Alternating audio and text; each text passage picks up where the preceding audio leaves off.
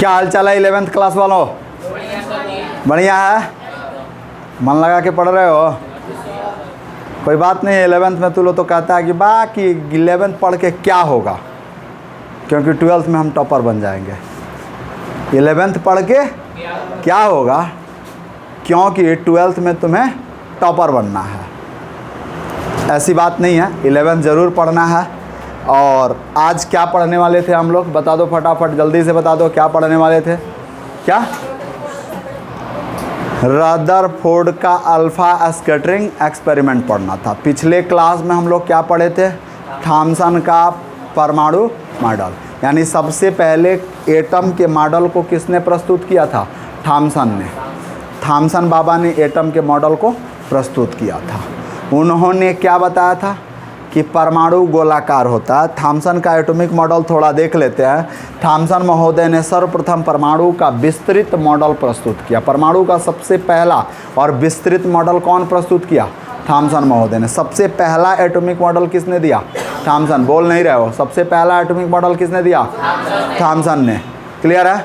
अब देखो, फिर उन्होंने क्या बताया? थॉमसन ने बताया कि परमाणु गोलाकार होता है, जिसमें धनावेश सममित रूप से व्यवस्थित होते हैं,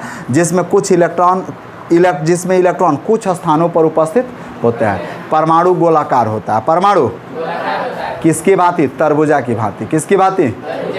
धनावेश लाल भाग की तरह होता है। धनावेश लाल भाग की तरह होता है, और उसमें कहीं कहीं इलेक्ट्रॉन उपस्थित होता है, जैसे तरबूजा में उसका काला काला बीज उपस्थित होता है। क्लियर?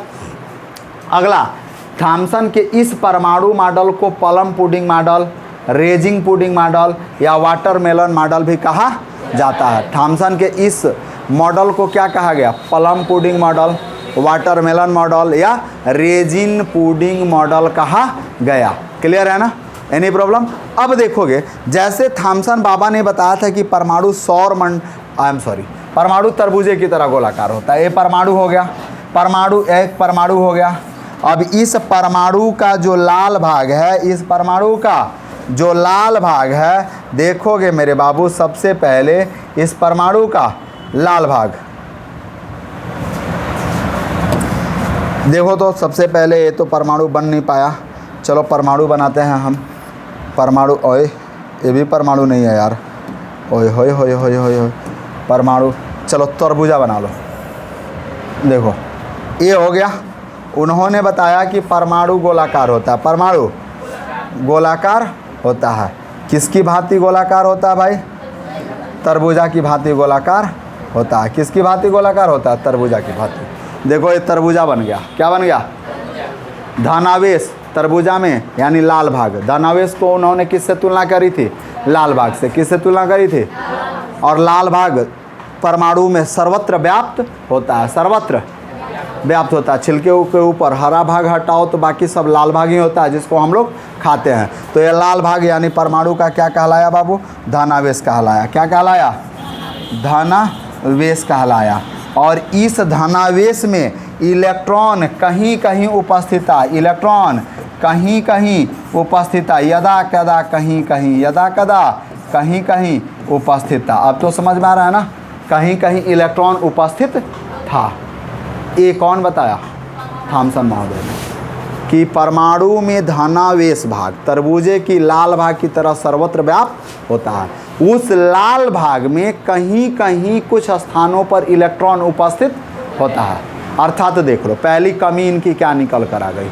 कमी क्या निकल कर आई? कि पॉजिटिव चार्ज ग्रेटर है। पॉजिटिव चार्ज किससे?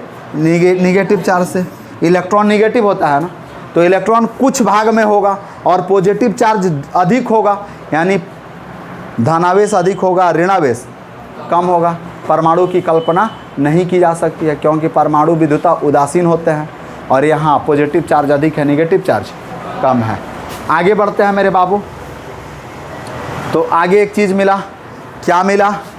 एक चीज़ कि अब इस तरह से परमाणु मॉडल का दोष आया। इनके परमाणु मॉडल का दोष आया। बहुत ज़्यादा इनके परमाणु मॉडल पे नॉलेज गेन नहीं हुआ। क्या दोष आया? तो पहला दोष निकल कर आया कि इस परमाणु मॉडल का दोष यह था कि द्रव्यमान को परमाणु में समान रूप से वितरित माना गया, यानी द्रव्यमान एक समान रूप से परमाणु में वितरित है, पहला दोष हो गया।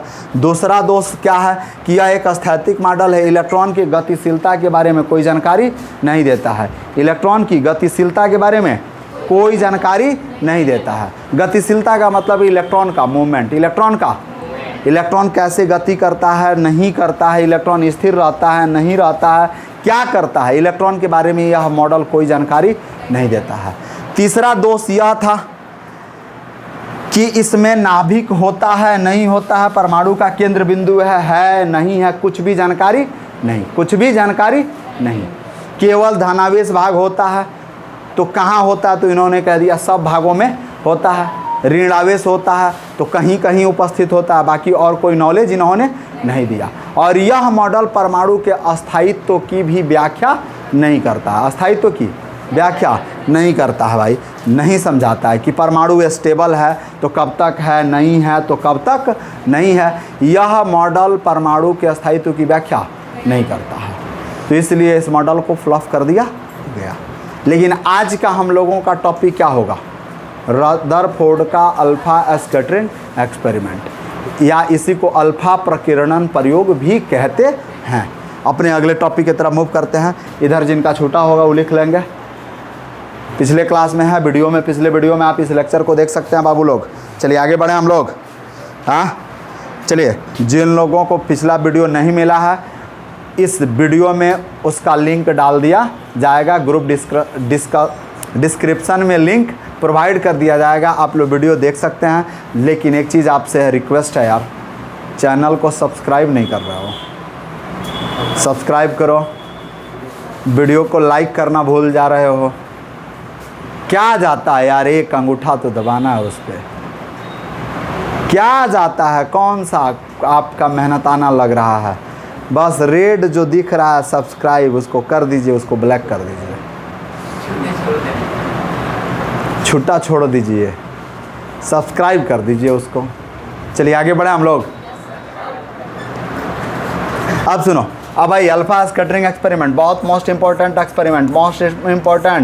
Experiment, alpha scattering experiment, alpha प्रकीर्णन प्रयोग, अल्फा प्रकीर्णन प्रयोग, अल्फा प्रकीर्णन प्रयोग, अल्फा स्कैटरिंग एक्सपेरिमेंट।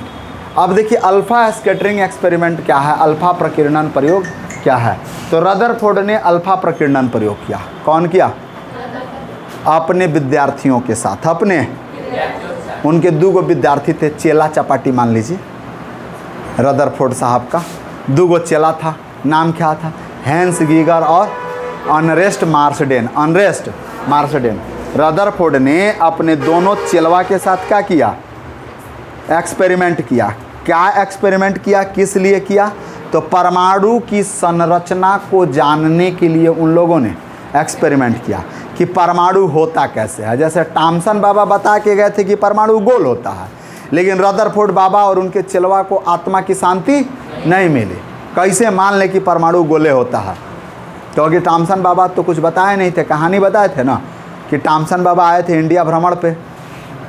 उस समय हमारे यहाँ मोदी जी की सरकार नहीं थी, हर घर शौचालय योजना नहीं थी, नदी के किनारे जाना पड़ता था, वो नित्य क्रियाक्रम नदी के किनारे से करके लौट रहे थे। तब तक टकरा गया कुछ बड़ा सा, तो उन्होंने कहा wow, oh my God, this is a big substance like as atom. उनके दिमाग में एटम ही चल रहा था, हर जगह वो एटम ढूंढ रहे थे, उनको वही दिखा इंडिया के नदी के किनारे। अब वो इंडिया वालों को अगर बताते तो इंडिया वाले तो जान जाते कि this is not atom, this is तरबूजा। लेकिन अब वो लेके गए अपने यहाँ और कहे कि देखो दुनिया वाली ये है तरबूजा। ये बात जैसे उधर से हवा की तरफ बह के इंडिया में आया, इंडिया वाले ने कहा ये तो हमारे यहाँ नदी के किनारे मिलता है, इतना एटम ओटम नहीं है। बहुत ज़्यादा नॉलेज नहीं दिए थे, बस कल्पना कर दिए। अब रदरफोर्ड ने इस कल्पना की सत्यता की खोज में निकले, सत्यता की, और अपने दो चेला के साथ ही सत्यता की खोज में आगे बढ़े कि परमाणु वास्तव में होता कैसा है। तो परमाणु की संरचना, परमाणु की व्याख्या करने के लिए उन्होंने अल्फा प्रकीर्णन प्रयोग किया। अल्फा प्रकीर्णन प्रयोग का मतलब क्या होता है कि अल्फा कणों का आघात कराया, अल्फा कणों का आघात कराया। सोने की पतली पत्तर पर बमबारी कराई, अल्फा कणों को बार बार डाला गोल्ड फॉइल पे। उस पतली पत्तर की मोटाई कितनी थी? 10 के पावर -7 मीटर या 100 nm। अब 100 नैनोमीटर है, 100 नैनोमीटर है, तो 100 आगुणे इसको 1 नैनोमीटर लिख सकते हैं। अब 1 nm का मतलब क्या होता है? 10 के पावर -9 मीटर। आगुणे कितना है भैया? 100 है। अब घटेगा तो 10 के पावर -7 मीटर नहीं बचेगा ना। तो यानी 100 नैनोमीटर या 10 के पावर -7 मीटर वाले इतनी पतली पत्थर, बहुत पतला हो गया ना, बहुत, जिसकी कल्पना हम अपने आँखों से नहीं कर सकते हैं। इतनी पतली पत्थर पर उन्होंने क्या किया? अल्फा कणों का बार बार बमबारी कराया, आघात कराया और निम्न बातों का सर्वेक्षण किया, प्रेक्षण किया, ऑब्जर्वेशन किया। कौन कौन सी बातें निकल कर आई? पहली बात क्या निकल कर आई कि जब परमाणु में अल्फा कणों को डाला जा रहा है, अल्फा कणों को पतली पत्थर पे बार बार आघात कराया जा रहा है, तो इन अल्फा कणों का अधिकांश भाग उस सोने की पतली पत्थर को पार करके बाहर निकल गया। अधिकांश भाग सोने की पतली पत्थर को पार करके बाहर निकल गया, जिससे ज्ञात होता है कि परमाणु का अधिकांश भाग खाली है। परमाणु का अधिकांश भाग खाली है। इससे यही ज्ञात हुआ कि परमाणु का अधिकांश भाग खाली है। दूसरा, उन्होंने एक और बात सर्वेक्षण किया कि जब अल्फा कणें जा रही हैं तो उनमें से कुछ अल्फा कण बहुत छोटे कण पे सीधा अल्फा कण जा रही है। अभी बस हाथ पे समझो, बोर्ड पे समझा रहे हैं फिगर बना के, ठीक है। अल्फा कण जा रही है, कल्पना करो जैसे टॉमसन बाबा किए थे वैसे तुम भी कल्पना करो, ठीक है। कल्पना कर रहा है ना, ऐसे करके दोनों हाथ से करो। तो अल्फा कण जा रही है तो अपने जैसे सीधा जा रही है और घूम जा रही है, घूम जैसे गई और थोड़ा सा घूम गई छोटे से एंगल पे। वह एंगल कितना है भाई? 0.87 डिग्री। बहुत छोटा हो गया ना, 1 डिग्री से भी छोटा हो गया। यानी 1 डिग्री से कम कोण पर भी वो क्या हो जा रही है? घूम जा रही है। तीसरी बात उन्होंने क्या सर्वेक्षण किया कि बहुत सारे अल्फा कणों में से लगभग 2000 में से 2000 अल्फा कणें जा रही हैं, उसमें से एक अल्फा कण क्या हो रही है? यू टर्न ले रही है, गई और यू टर्न ले रही है। यानी 180 डिग्री के कोण पे वापस लौटकर आ रही है। इससे ज्ञात होता है कि परमाणु का जो केंद्र बिंदु होता है वह सूक्ष्म होता है, भारी होता है तथा अस्थायी होता है। परमाणु का केंद्र बिंदु सूक्ष्म, भारी तथा अस्थायी होता है। और फिर जो अल्फा कण अपने छोटे से कोण पर प्रकीर्णित हुई थी, उनकी संख्या कितनी होती है? cos के पावर 4 इंटू θ/2 के समानुपाती होती है। θ/2 के समानुपाती होती है। ये सारी बात जो भी अभी मौखिक रूप से हमने बताया या बोर्ड पे लिखी गई है, आप लोग ध्यान से देखेंगे। फटाफट देखिए, पहला चीज़ क्या कहा जा रहा है बाबू मेरे? देखो, सबसे पहले तो पहली चीज़ देखो कि 1911 ईस्वी में रदरफोर्ड के निर्देशन में शोधार्थी जो रिसर्चर थे, उनके चेलवा सब था, हेंस गीगर और अर्नेस्ट मार्सडेन ने एटॉमिक स्ट्रक्चर का अध्ययन करने के लिए अल्फा प्रकीर्णन प्रयोग किया। क्या किया भाई? अल्फा प्रकीर्णन प्रयोग किया। अब इस प्रयोग में उन्होंने सोने की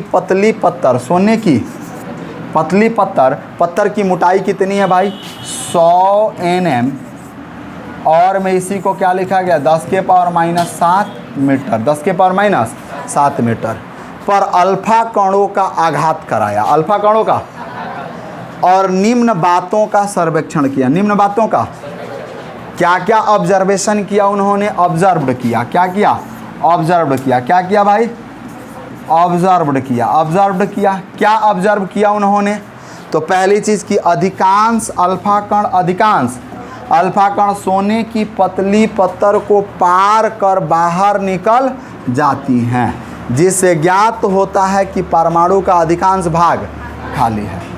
यानी अधिकांश अल्फा कण परमाणु को पार करके, सोने के पतले पत्थर को पार कर बाहर निकल गई, जिससे यह पता चला कि परमाणु का अधिकांश भाग यानी परमाणु के मैक्सिमम पार्ट हॉलो होते हैं, खाली होता है, वहाँ कुछ होता। तुम अब सोच रहे हो घर बनाने का वहाँ का, हाँ तुम सोचने लगा हुआ सर परमाणु का अधिकांश भाग खाली है तो वहाँ एक प्लाट की खरीद बिक्री कर ली जाए।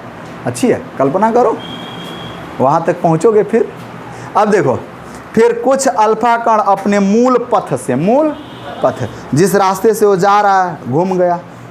जैसे हम चल रहे हैं, दूर तक चले घूम गए इधर, समझ में आ रहा है ना। तो अपने मूल पथ से विचलित हो गया। वह कोण कितना था भाई, तो 0.87 डिग्री पर विचलित हो जाते हैं।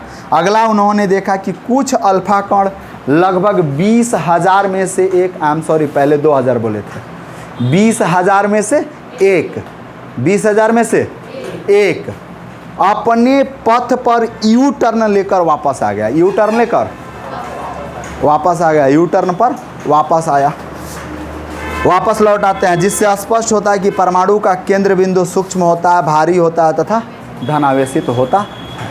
ठीक है। और फिर उन्होंने लास्ट वाली बात को नोट में बताया कि जो कोण इतना पर से प्रकिरणित अल्फा कणों की संख्या cos के पावर 4 θ/2 के समानुपाती होती है। प्रकिरणित किरणों की संख्या इतना के समानुपाती होती है। क्लियर है? इतना बात समझ गए? कोई दिक्कत? Any problem? चलो अब फिगर बना के समझा देते हैं। पहले इन बातों को लिख लो। So pause the video, note it down please. जल्दी से नोट करिए, फिगर बना के समझा देते हैं बाबू, जल्दी से नोट करिए, फटाफट नोट करिए। बाबू लोग हो गया, आगे बढ़ा जाए। अब आगे बढ़ते हैं बाबू लोग, तो फटाफट देख लीजिएगा कि ये बातों को हम लोग प्रैक्टिकली देख लेते हैं। बातों को प्रैक्टिकली देख लेते हैं, फिगर बना के, फिगर बना के देख लेना। चलो हो गया है, उम्मीद करते हैं आप लोग लिख चुके होंगे पक्का।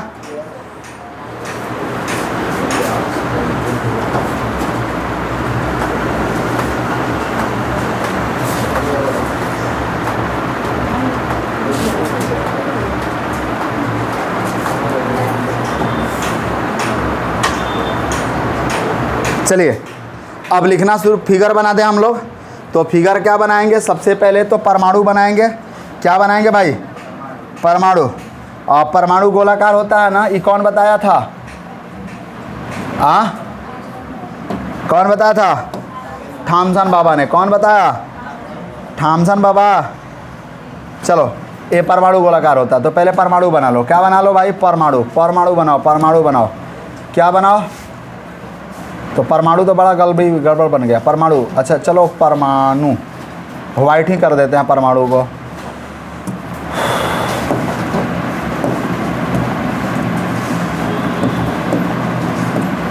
चलो ये परमाणु बन गया। अब इस परमाणु में देखोगे मेरे बाबू, इस परमाणु में इधर यहाँ बना दे रहे हैं।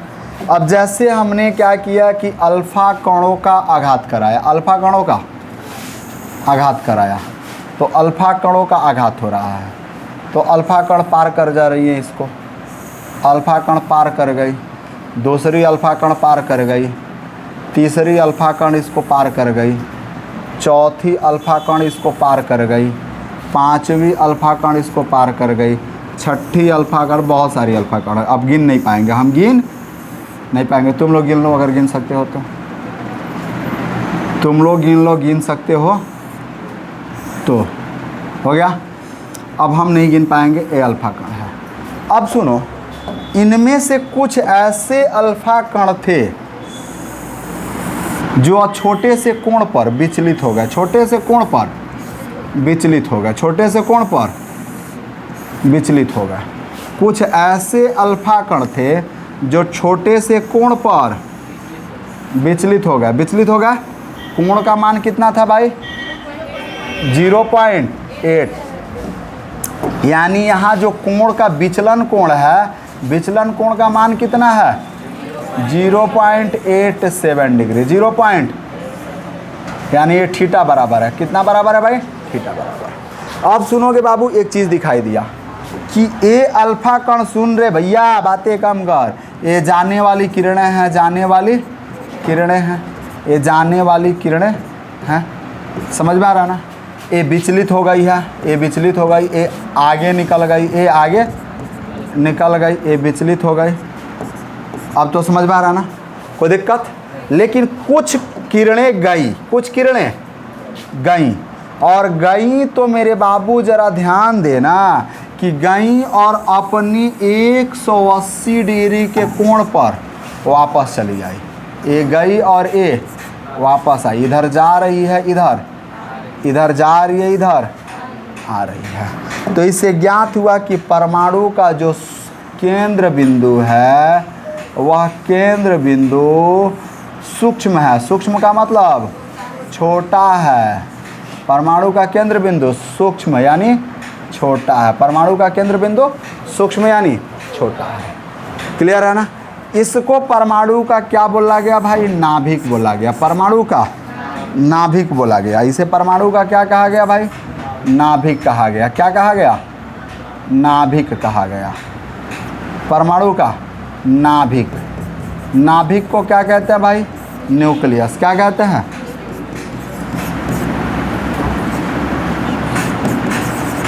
न्यूक्लियस कहते हैं। नाभिक को क्या कहते हैं?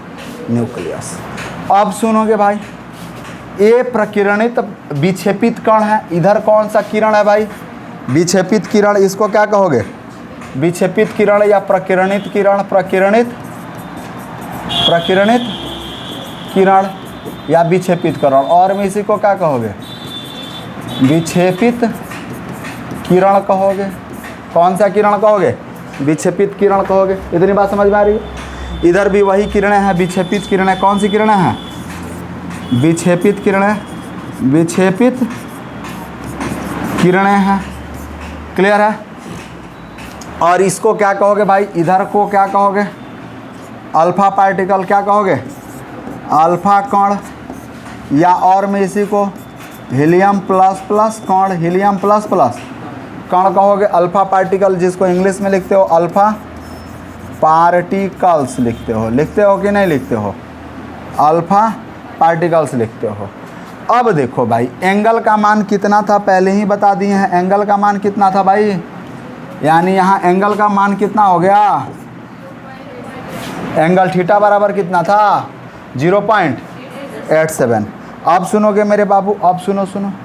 ये जो चीज़ें दिखाई दे रही हैं, ये राउंड फिगर, राउंड फिगर, ये राउंड जो फिगर दिखाई दे रहा है, राउंड फिगर। इस राउंड फिगर को क्या कहा तूने? पतली स्वर्ण पत्रिका। क्या लिखा? पतली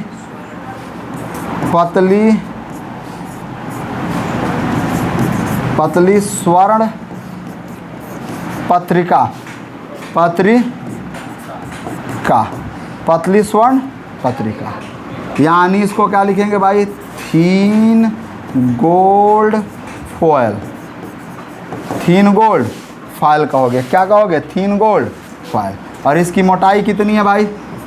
100 mm। 100 mm। और में बाबू 10 के पावर -7 मीटर। 10 के पावर -7 मीटर है।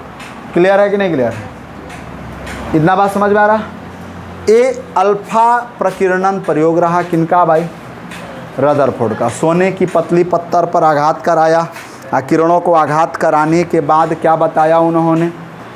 पहली चीज़ बताया कि अधिकांश अल्फा किरणें सोने की पतली पत्थर को पार करके बाहर निकल गई। दूसरा बात उन्होंने बताया कि कुछ किरणें अपने मूल पथ से छोटे से कोण पर विचलित हो गई। छोटे से कोण पर विचलित हो गई। लगभग 20,000 में से एक किरणें गई और वापस आ गई। गई और वापस आ गई। इन्होंने बात बताया। फिगर बन गया। आपको फिगर समझ में आया? अब देखोगे भाई, रदरफोर्ड ने अल्फा प्रकीर्णन प्रयोग के आधार पर अब कुछ बातें लिखते हैं, फटाफट देखोगे भाई। तो अगले पॉइंट नोट बन के कहता क्या है? नोट बन के कि रदरफोर्ड ने, देखोगे भाई, या तीर का चिन्ह देके नोट मत लिखो, तीर का चिन्ह देके लिखो। रदरफोर्ड ने अल्फा प्रकीर्णन है बाबू, प्रकीर्णन, अल्फा प्रकीर्णन प्रयोग के आधार पर अपने एटॉमिक मॉडल को प्रस्तुत किया, अपने एटॉमिक मॉडल को प्रस्तुत किया, मॉडल को प्रस्तुत किया। देखोगे भाई, रदरफोर्ड ने अल्फा प्रकीर्णन प्रयोग के आधार पर अपने एटॉमिक मॉडल को दुनिया वाले के सामने प्रस्तुत किया, दुनिया वालों के सामने प्रेजेंट किया। अल्फा प्रकीर्णन प्रयोग के आधार पर किसको प्रस्तुत किया भाई? अपने एटॉमिक मॉडल को प्रस्तुत किया। ठीक है, अब सुनो, प्रस्तुत किया और बताया इस मॉडल के अनुसार, इस मॉडल के अनुसार, ध्यान से देखोगे, प्रस्तुत किया इस मॉडल के अनुसार। क्या इस मॉडल के अनुसार है? तो अगले पेज पर चलने से पहले आप क्या करो, इसको नोट कर लो भाई, फिगर को वीडियो पॉज करो और फिगर को पहले नोट कर लो। चलो फिगर नोट करो भाई, वीडियो पॉज करो, फिगर नोट करो, वीडियो पॉज करो, फिगर नोट करो जल्दी से। फिगर दिखाई दे रहा है ना बाबू? कि बड़ा कर दें? नहीं, बड़ा करने की ज़रूरत नहीं है। चलो हो गया बाबू लोग, आगे बढ़ें। हो गया बाबू लोग, चलिए आगे बढ़ते हैं। तो फिर रदरफोर्ड ने अल्फा प्रकीर्णन प्रयोग के आधार पर क्या किया था? अपने एटॉमिक मॉडल को प्रस्तुत किया, एटॉमिक मॉडल को प्रस्तुत किया और उन्होंने बताया कि परमाणु सौर मंडल की तरह, देखो भाई पहली गलती रदरफोर्ड यहीं कर दी है, परमाणु सौर मंडल की तरह गोलाकार नहीं होता। सोलर सिस्टम से उसकी तुलना कर दी गई। किससे तुलना की गई? सोलर सिस्टम जानता है ना क्या होता है? क्या होता है बताओ, क्या होता है सोलर सिस्टम? चलो, सौर मंडल की तरह, परमाणु सौर मंडल की तरह गोलाकार होता है।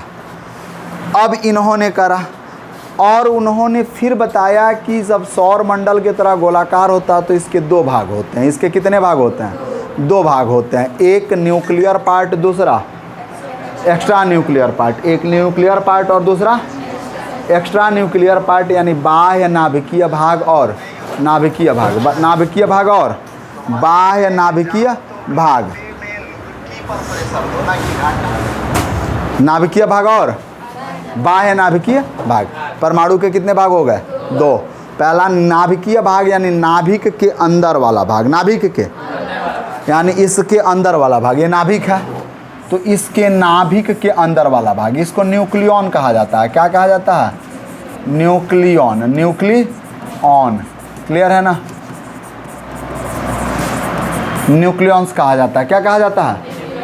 ये नाभिक के अंदर वाला भाग होता है एक, तो नाभिकीय भाग कहा गया। उसके बाद बाह्य नाभिकीय भाग यानी इस नाभिक के बाहर का भाग। तो नाभिक के बाहर का भाग ऐसे हो जाएगा, नाभिक के बाहर का भाग ऐसे हो जाएगा, यानी बाहर का भाग, बाहर का यानी परमाणु के कितने भाग?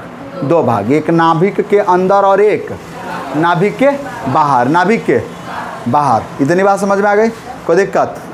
चलो भाई, तो देखो तो फटाफट, यानी रदरफोर्ड के परमाणु मॉडल के अनुसार, according to the Rutherford's atomic model, यानी परमाणु सौर मंडल की तरह गोलाकार होता है तथा इसके दो भाग होते हैं। यानी atom is spherical like as solar system and it has two part. Atom has spherical like as solar system and it has two part. It has यानी इसके दो भाग होते हैं। पहला बात क्या बताया गया? न्यूक्लियर पार्ट, दूसरा एक्स्ट्रा न्यूक्लियर पार्ट। अब न्यूक्लियर पार्ट, पहला पार्ट किसके बारे में पढ़ना हम लोगों को? न्यूक्लियर पार्ट, नाभिकीय भाग के बारे में पढ़ना है। तू सरकंडा का पौना नहीं सुधरेगा। हाँ,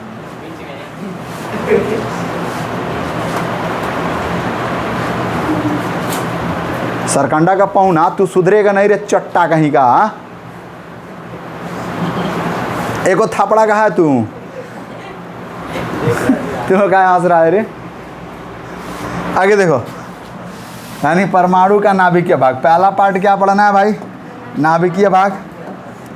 छोड़ दो बच्चों को यार, कुछ इतने उदंड है तुम लोग। परमाणु का देखो, परमाणु का केंद्र बिंदु सूक्ष्म, धनावेशित तथा भारी होता है। यहीं परमाणु का संपूर्ण द्रव्यमान केंद्रित होता है। यहीं परमाणु का संपूर्ण द्रव्यमान केंद्रित होता है। इसे ही परमाणु का नाभिक कहा जाता है। अरे चट्टा कहीं का, तू पीछे था ना रे? बताओ तेरा क्या नाम है रे? मैंने बिगड़ले एकदम है।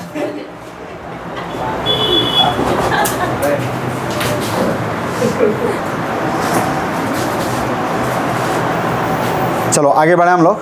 बदमाशियाँ छोड़ दो, वरना बड़ी मार पड़ेगी आप लोगों को, बहुत मार पड़ेगी। दशा बिगाड़ दिया जाएगा आप लोगों का। बदमाशियाँ छोड़ दो क्लास में पढ़ते वक्त। पहला चीज़ देखो भाई, परमाणु का केंद्र बिंदु सूक्ष्म, भारी तथा धनावेशित होता है। परमाणु का केंद्र बिंदु समझ गए, सूक्ष्म होगा, भारी होगा, धनावेशित होगा। यही परमाणु का संपूर्ण द्रव्यमान केंद्रित होता है। जितना द्रव्यमान होता है वह इधर उधर नहीं होता है। टॉमसन बाबा ने क्या बताया कि परमाणु का द्रव्यमान सर्वत्र वितरित होता है, यानी सब जगह होता है। रदरफोर्ड बाबा देखिए टॉमसन से क्या अलग कर रहे हैं। कंपैरिजन करिए कि उनके एटॉमिक मॉडल में क्या कमी थी जिसको इन्होंने दूर करने का काम किया। उन्होंने कहा कि सपोज डैट कि एक मान लो कि एटम हो गया, ठीक है, एक एटम हो गया। एटम को बढ़िया एटम लो, कुछ दिख ही नहीं रहा, ठीक है। आज हैमलेट, हाँ चलो देखो ई एटम हो गया भाई, ए एटम हो गया, बक समझ लो ई एटम हो गया। अब एटम का यहाँ अगर द्रव्यमान यहाँ भी है, यहाँ भी है, यहाँ भी है, यहाँ भी है, सब जगह इसका द्रव्यमान है, सब जगह, यानी इसका द्रव्यमान सारे भाग पर समान रूप से वितरित है। यानी mass distributed to every point of an atom and everywhere, यानी प्रत्येक भाग पर और सब जगह परमाणु का द्रव्यमान डिस्ट्रीब्यूटेड है। ये कौन कहा? टॉमसन बाबा ने। लेकिन रदरफोर्ड क्या बताए कि परमाणु का जो द्रव्यमान होता है, जो मास होता है, वो सब जगह वह उसके केंद्र बिंदु में होता है। कहाँ होता है? केंद्र बिंदु में। पहली बात हो गई, उनसे अलग हो गया। उन्होंने बताया कि परमाणु का सारा भाग भरा होता है, इन्होंने बताया कि परमाणु का अधिकांश भाग खाली होता है। दूसरा अंतर हो गया, क्लियर है। अब इन्होंने केंद्र बिंदु के बारे में कोई जानकारी दी नहीं थी, इन्होंने केंद्र बिंदु के बारे में जानकारी दी और कहा कि इसे ही परमाणु का नाभिक कहा जाता है, न्यूक्लियस कहा जाता है। परमाणु का नाभिक कहा जाता है, न्यूक्लियस कहा जाता है। कौन बताया? रदरफोर्ड ने। कौन बताया? रदरफोर्ड। अब देखिए अगला बात कि नाभिक का आकार परमाणु की तुलना में बहुत छोटा होता है। नाभिक का आकार परमाणु की तुलना में बहुत छोटा होता है, यानी size of nucleus is very small compare to the atomic size, compare to the atomic size. अब साइज की बात उसकी त्रिज्या पर निर्भर करती है। गोलाकार है ना, कैसा है परमाणु, कैसा है? तो गोले में त्रिज्या होगी ना, लंबाई तो होगी नहीं, त्रिज्या होगी ना। तो जो परमाणु का नाभिक है, नाभिक की त्रिज्या जिसको Rn कहा गया, और Rn का मतलब radius of nucleus, radius of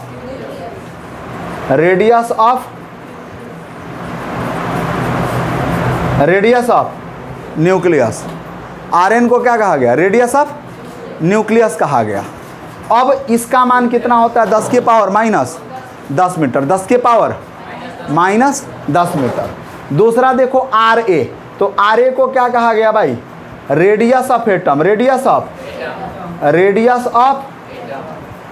atom, radius of atom. ये कितना होता है भाई? 10 के पावर माइनस 15 मीटर, 10 के पावर माइनस 15 मीटर। इतनी बात समझेगा। अब अगला क्या है? नाभिक का आयतन बहुत कम होता है, अर्थात नगण्य होता है, यानी volume of an atom is very small, that is negligible, that is negligible का मतलब नगण्य, खत्म, कुछ भी नहीं। निलिजिबल का मतलब कुछ भी नहीं, नगण्य होता है। इसका मतलब क्या होता है? नगण्य। यानी बहुत कम होता है, नाभिक का आयतन होता ही नहीं है। मान लीजिए कुछ भी नहीं होता है। ये बात समझ में आया।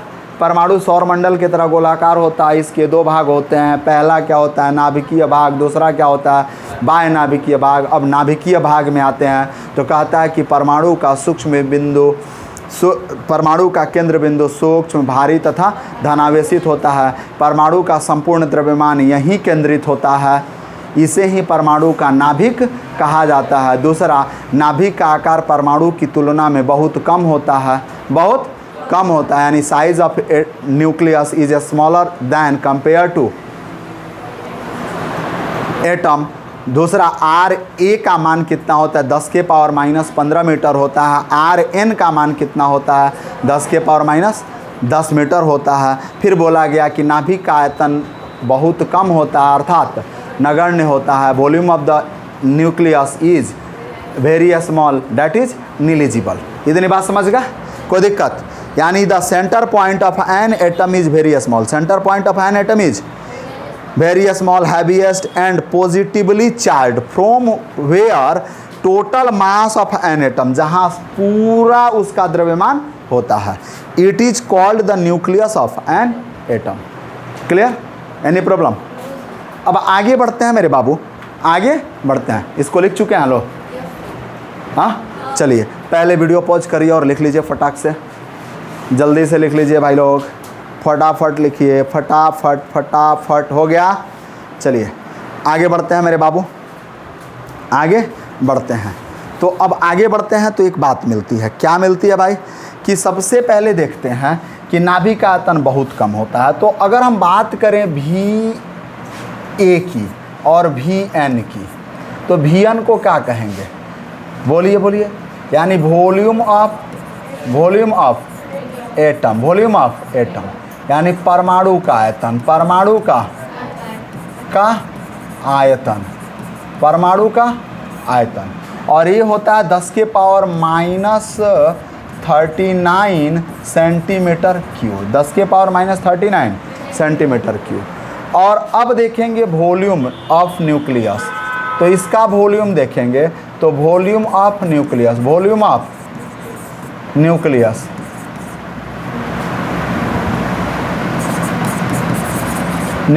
ये होता है 10 के पावर माइनस 24 cm क्यूब, 10 के पावर माइनस 24 cm क्यूब। तो एक बात समझ में आ गई कि परमाणु की तुलना में इसका आयतन भी कम है कि नहीं है? है, अधिक है कि कम है? कम है, पता चल रहा है आप लोगों को? चलिए आगे बढ़ते हैं।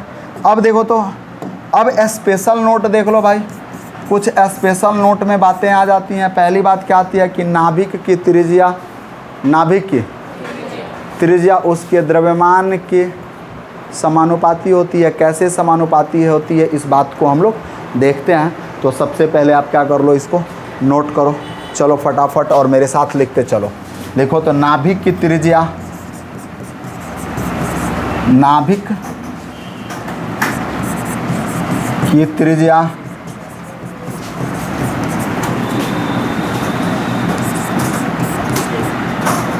नाभिक की त्रिज्या उसके द्रव्यमान संख्या, नाभिक की त्रिज्या उसके द्रव्यमान संख्या के समानुपाती होती है। जल्दी से लिख लीजिए, नाभिक की त्रिज्या उसके द्रव्यमान संख्या, द्रव्यमान संख्या को एटॉमिक नंबर कहा जाता है ना, क्या कहा जाता है? Atomic number. द्रव्यमान संख्या अर्थात उसके न्यूक्लियॉन्स के क्यूब रूट के समानुपाती होती है। द्रव्यमान संख्या अर्थात न्यूक्लियॉन्स, अर्थात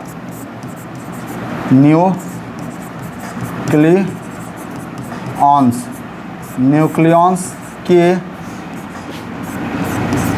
क्यूब रूट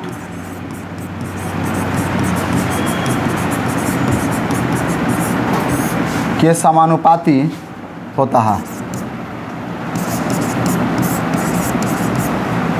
न्यूक्लियॉन्स के समानुपाती होता है। यानी इंग्लिश में क्या लिख लेंगे भाई, the radius of the nucleus, radius of nucleus is proportional to proportional to the cube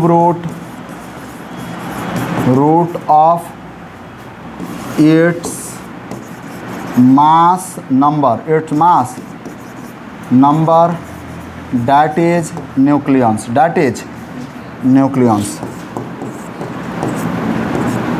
that is nucleons यानी नाभिक की त्रिज्या को अगर हम r मान लें, नाभिक की त्रिज्या को क्या मान लें, r मान लें, तो अब देखोगे मेरे बाबू, लिखना बंद करके छोड़ो कि यदि नाभिक की त्रिज्या r हो, यदि नाभिक की त्रिज्या क्या हो भाई, r हो, नाभिक की त्रिज्या r हो, तथा नाभिक की त्रिज्या क्या हो भाई, r हो, तथा एक बात और ध्यान दो भैया, तथा द्रव्यमान संख्या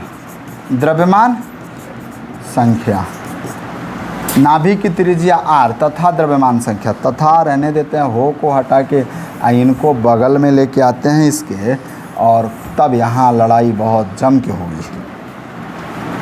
हो गया, तथा द्रव्यमान संख्या क्या हो भैया, a हो तब देखेगा भाई r बराबर क्या पढ़ेगा, r बराबर तो पढ़ना नहीं है, प्रोपोर्शनल पढ़ना है। a का पावर कौन सी बबुआ, क्यूब रूट, तो a का पावर क्यूब, क्यूब रूट है ना, क्या है भाई, क्यूब रूट है, ध्यान से देखो क्या है, क्यूब रूट। कैसे निकालते हो, स्क्वायर रूट को वर्गमूल कहते हो, यानी 1/2 कहते हो, तो क्यूब रूट को क्या कहोगे, 1/3 कहोगे, 1/3, तो 1/3, तो यानी इसको क्या लिखोगे भाई, a का 1/3 मीटर लिख लोगे। या में इसी को चेंज कर सकते हो, या में क्या कर सकते हो भाई, चेंज कर सकते हो, और में इसको लिख सकते हो, क्या लिख सकते हो भाई, कि r = r0, प्रोपोर्शनल का साइन हटाओगे, इक्वल आएगा तो कांस्टेंट टर्म डालोगे, r0 × a का पावर 1/3 मीटर। अब यहाँ r तो पहले ही लिख चुके हो, r0 क्या है, r0 क्या है, तो लिखोगे भाई, इधर लिख देते हैं, चलोगे r0 इधर लिख देते हैं, r0 क्या है, तो इधर देखोगे भाई सबसे पहले कि अब देखोगे कि r0 = क्या है, बताओ r0 क्या है भाई, तो r0 का मान होगा 1.4 × 10⁻⁻15 मीटर, 1.4 × एक कांस्टेंट टर्म है और इसका मान होता है -15 मीटर, और यह है क्या भाई, तो कांस्टेंट है, क्या है, कांस्टेंट, जिसको नियतांक बोलते हो, क्या बोलते हो बाबू, नियतांक, क्या बोलते हो इसको, नियतांक बोलते हो, क्लियर है ना, इसको क्या बोलते हो भाई, नियतांक बोलते हो। इतनी बात समझ में आ गई, कोई दिक्कत, बोलो भाई, इतनी बात समझ में आ गई। चलो अब देखोगे एक बात और देखोगे, क्या देखोगे भाई, इतना बात समझ लिए। अब यहाँ हमने a लिखा था, तो a को क्या कहा, द्रव्यमान संख्या कहा, और a का मतलब होता है कि number of proton plus number of neutron, number of proton plus number of neutron, तो number of proton plus number of neutron, तो देखोगे भाई इसको कहते हैं n + p, या और में इसी को कहते हैं number of neutron plus number of proton बोला जाता है, क्या बोला जाता है, प्रोटॉन। यानी हिंदी में क्या लिखोगे इसको, न्यूट्रॉन की संख्या प्लस प्रोटॉन की संख्या, इसको लिखोगे भाई न्यूट्रॉन की संख्या, क्या लिखोगे, न्यूट्रॉन की संख्या, और इसको क्या लिखोगे भाई, प्रोटॉन की संख्या लिखोगे, इसको क्या लिखोगे, प्रोटॉन की संख्या लिखोगे, क्लियर है ना, a = n + p हो गया। अब देखोगे भाई अगला पॉइंट इधर क्या लिए हो तुम, r लिए हो, तो r को क्या कहोगे भाई, नाभिक की त्रिज्या, radius of nucleus, radius of, जो पहले से ही लिख चुके हो कि यदि नाभिक की त्रिज्या रेडियस ऑफ न्यूक्लियस, तो इसको लिख लोगे भाई, रेडियस ऑफ न्यूक्लियस, नाभिक की त्रिज्या, क्लियर है ना। बहुत सारी बातें और भी जानते हैं, पहले इसको नोट कर लो, चलो pause the video, note it down please, जल्दी से नोट करो, जल्दी से फटाफट करो बाबू मेरे।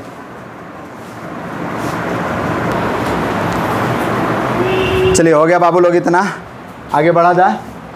अब देखिए तो भाई अब आगे बढ़ते हैं, तो कुछ टॉपिक है, बस थोड़ा सा टॉपिक बचा है। Special note number 2, special note number 2 देखो तो क्या है, यहाँ कहा जा रहा है कि नाभिक का घनत्व, जब नाभिक कैसा होना चाहिए, गोलाकार होना चाहिए, यानी नाभिक स्फेरिकल हो तो उसका क्या निकलेगा, घनत्व निकलेगा, डेंसिटी निकलेगी, तब उसकी डेंसिटी निकलेगी, तब उसकी डेंसिटी निकलेगी, वरना डेंसिटी नहीं निकलेगी। अच्छा, तो घनत्व बराबर फार्मूला क्या होता है भाई, घनत्व बराबर फार्मूला क्या होता है, तो पहले तो लिखोगे नाभिक का द्रव्यमान, नाभिक का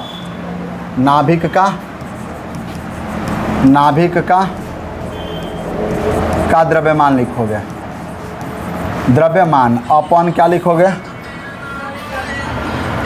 आप, अब उसके बाद से क्या लिखोगे,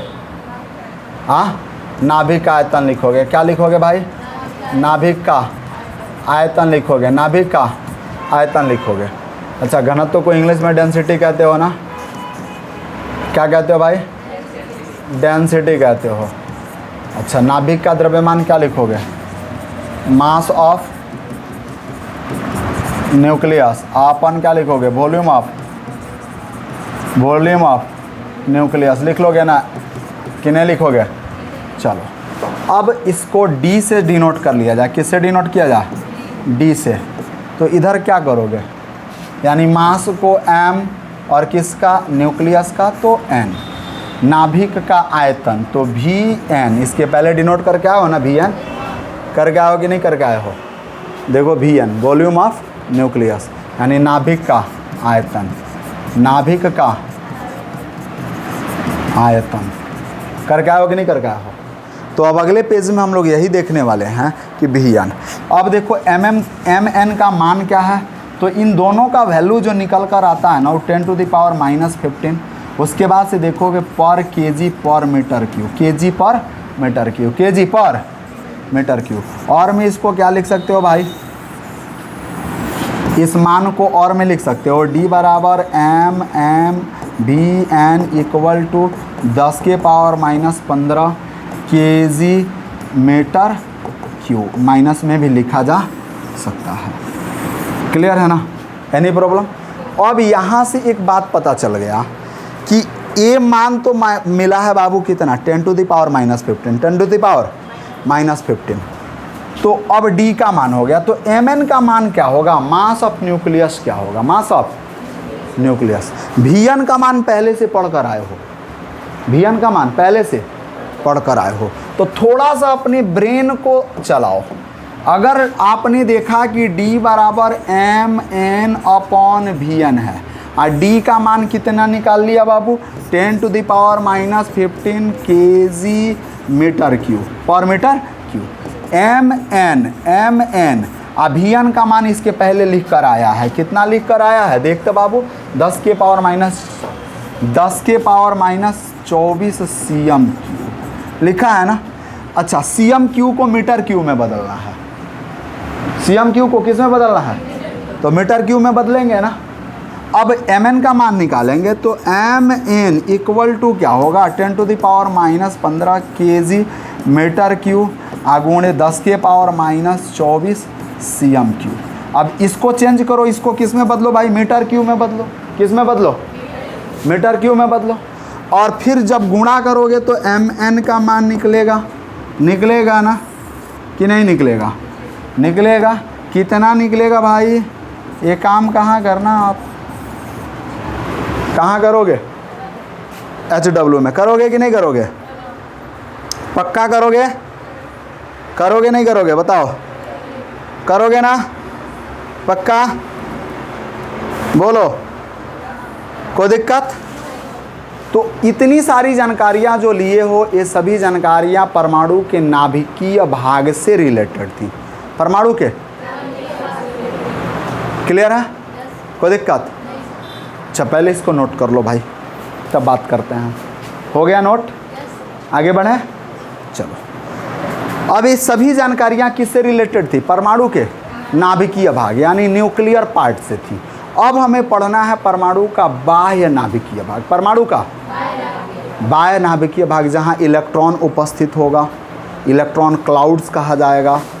उसके बाद उस इलेक्ट्रॉन में चक्रण होगा तो किस आधार पर होगा, उस पर 2 प्रकार के बल लगेंगे तो कौन कौन से दोनों बल होंगे, नाभिक और इलेक्ट्रॉन के बीच 2 प्रकार के बल लगेंगे तो वे कौन कौन से बल होंगे, इनके बारे में अब जानकारी हमको लेनी है। ये अब जानकारियाँ हम लोग अगले क्लास में लेंगे। आज के लिए सिर्फ इतना ही। हंसते रहिए, मुस्कुराते रहिए और यूँ ही PCM क्लासेज में पढ़ने आते रहिए। जय हिंद, जय भारत।